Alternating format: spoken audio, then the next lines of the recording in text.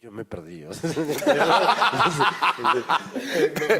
No, ¿cómo a través de...? me eché una jetita con los ojos abiertos y me estoy perdiendo. Tan aburrida está mi entrevista. No.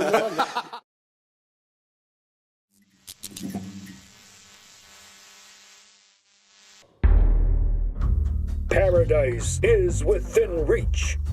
Qué linda. ¿Te gusta? Es perfecta.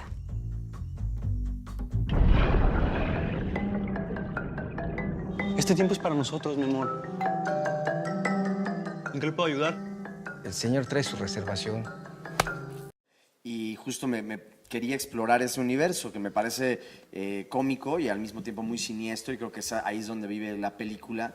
Y en cuanto al tema de géneros, o sea, de mezclar diferentes géneros dentro de una sola película, yo te digo que no fue a propósito. O sea, así es como yo pienso, así es como pienso en películas. Entonces, sí, a la hora de escribir la película junto con Julio, pues un poco le pusimos mucho aderezo a la ensalada, ¿no? Y eso habla de la calidad de actores, del ensamble de actores que tenemos, porque justo funciona, yo creo, porque ellos cuentan la historia en un punto exacto en donde no es burdo, en donde no se lleva justo a la farsa, sino de pronto es incluso creíble, ¿no? Que estos personajes puedan atravesar situaciones tan bizarras, ¿no?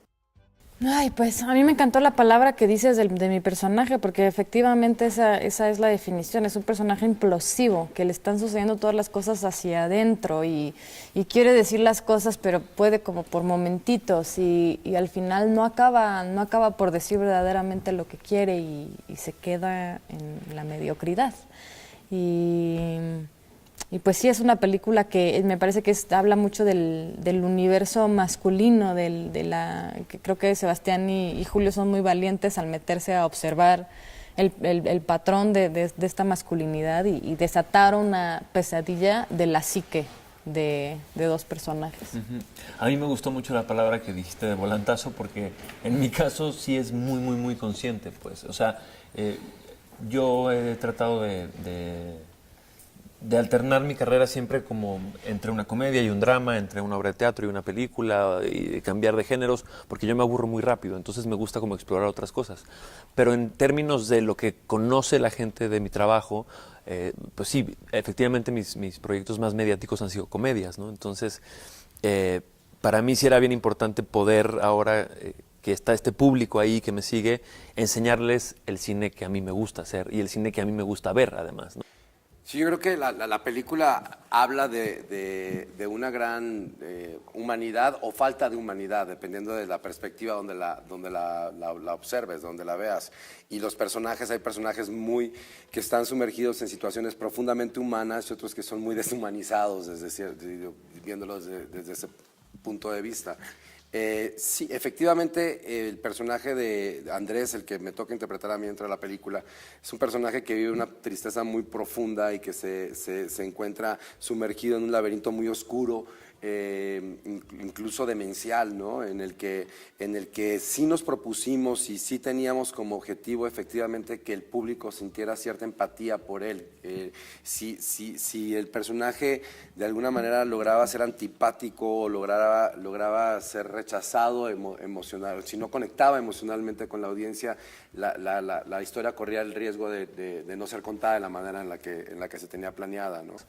Y me gusta mucho lo que hace Sebastián en el sentido de como tenderle una trampa al espectador, ¿no? De alguna manera, creo que desde el elenco, ¿no? Como decir, vas a venir y te la vas a pasar bien y te vas a reír.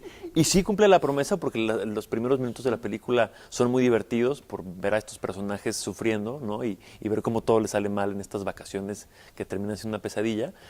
Pero cómo la película va mutando a este thriller inquietante, ¿no? Y angustiante, que habla sobre el capitalismo, que habla sobre las estructuras piramidales en las que vivimos y como sobre esta cultura que tenemos ahora de la autoexplotación, ¿no? Y cómo tenemos un chip en la cabeza que nos dice tenemos que ser mejores, tenemos que ser más productivos, tenemos que ser el número uno, y cómo eso va tronando a estos personajes.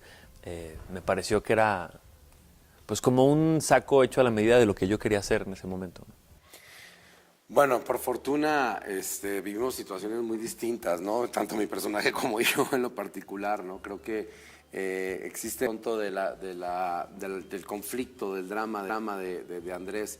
Sin embargo, sí, efectivamente Andrés vive en un universo donde el paraíso es una obligación, ¿no? El sonreír, en el caso, digamos, yo soy empleado del hotel, ¿no? Entonces tengo que mostrar una cara al turista, tengo que mostrar. Y te das cuenta una vez que vives esta experiencia y una vez que yo viví este personaje y que viví la experiencia y conocí de fondo también el submundo del universo de un hotel, de la operación de un hotel o del gran turismo, ya no vuelves a ver igual, ¿no? A un empleado de un hotel, porque no sabes qué está viviendo detrás. Sin embargo, el trato tiene que ser así, ¿no? Y lo mismo si vienes del lado del cliente, pues tienes que aprovechar estos 4 o 5 días que tienes para estar en el paraíso y te la tienes que pasar bien, porque te la tienes que pasar bien, si no se te acaba el tiempo, ¿no? Bueno, yo sí tuve que charlar muchísimo con Miguel Rodarte. Interpretamos una pareja que está en crisis, entonces sí teníamos que trabajar el guión desde antes, incluso no solo el guión, sino también qué opinábamos cada uno ante las pérdidas, ¿no? Poder conciliar, tener un acuerdo de qué es lo que estábamos pensando y cómo reaccionaría una pareja ante eso. Evidentemente nunca hemos estado ahí, entonces sí tuvimos que hacer pues explorar en esas emociones, ponernos mucho de acuerdo, tanto en qué había pasado con esa pérdida, cuál había sido su rol como papá, mi rol como mamá. Pues sí, literalmente el bonachón, el bonachón maligno.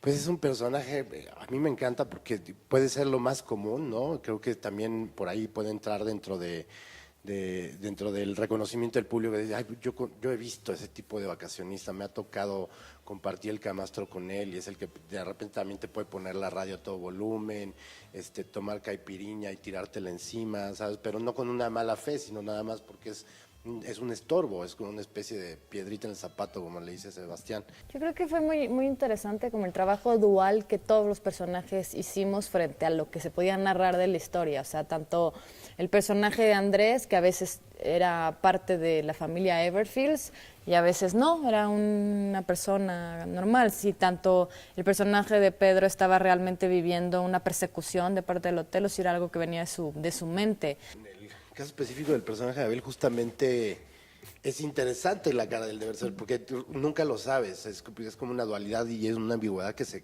queda plantada en el público, incluso no sabes de qué va, no sabes si tiene una misión o no tiene una misión, si es una persona normal o una persona normal, no sabes ni siquiera si es una mascarada el que tiene una familia y que es bonachón. Entonces en ese sentido es muy rico, creo que el sentido del deber ser nunca se entiende, ¿no? Y entonces no es una misión, no es como algo de lo que se nutre o se carga el personaje. Porque sí, efectivamente son como personajes que están completamente fuera de su elemento, ¿no? O sea, están personajes que la están pasando realmente mal y están adentro de este folleto vacacional, ¿no? Donde tendrían que estar felices bailando con el Gio en la alberca, ¿no? Y disfrutando del aquaerobics, ¿no? Y se están sintiendo de la chingada, pues, porque todos están en crisis muy fuertes.